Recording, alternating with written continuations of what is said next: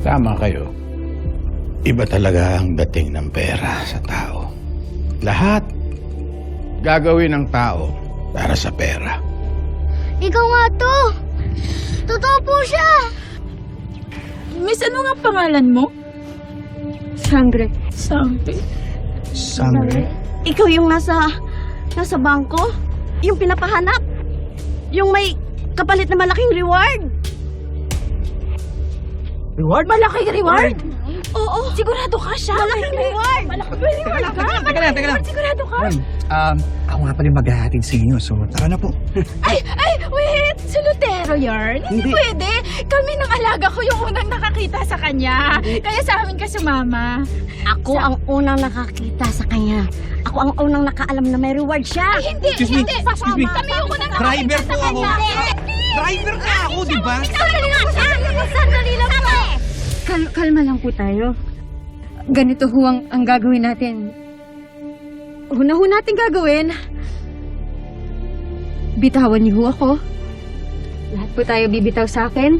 Ngayon po, pipikit po tayo ng mga mata natin. Inhale. Saan mo sabihin nila? Kinuha mo, tinago mo, ilabas mo na nga siya! Bakit niyo ba gusto siya hulihin? Sinave niya nga tayo lahat eh! Oo nga, mga kontrabida lang po ang huhuli sa mga superheroes.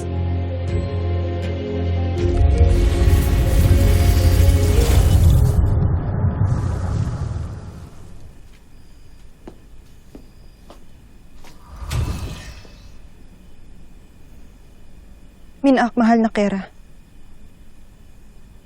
Nadala lamang ako ng aking emosyon.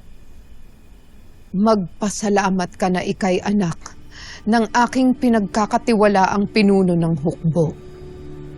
Dahil kung hindi ako magdadalawang isip na ikay parusahan. Hindi na mauulit ang ginawa ng aking anak, mahal na Kera. Dapat lamang.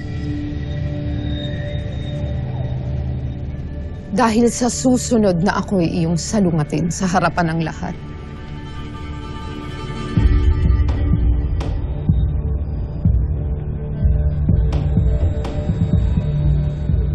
Ipupugutan kita ng ulo. Naiintindihan mo?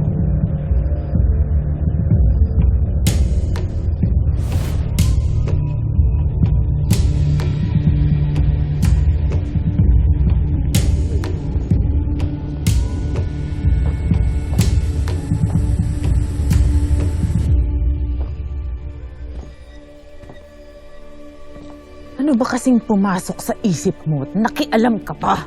Naawa lamang ako doon sa Flamara. Wala siyang ginawang mali upang parusahan. At aking aaminin na hindi ko maunawaan kung bakit ito ginagawa ni Kermitena. Maaaring walang kasalanan si Flamara. Ngunit ang kanyang ina ay mayroon. Kung dumating lamang si Perena, hindi na sana nasaktan ang kanyang anak. Sa susunod, na ikaw ay muling sumuway sa mahal na Kera. Hindi lang galit ng mahal na Kera ang iyong matitikman, Dea. Kaya tigilan mo na ang pakikialam mo sa mga sangre na yan.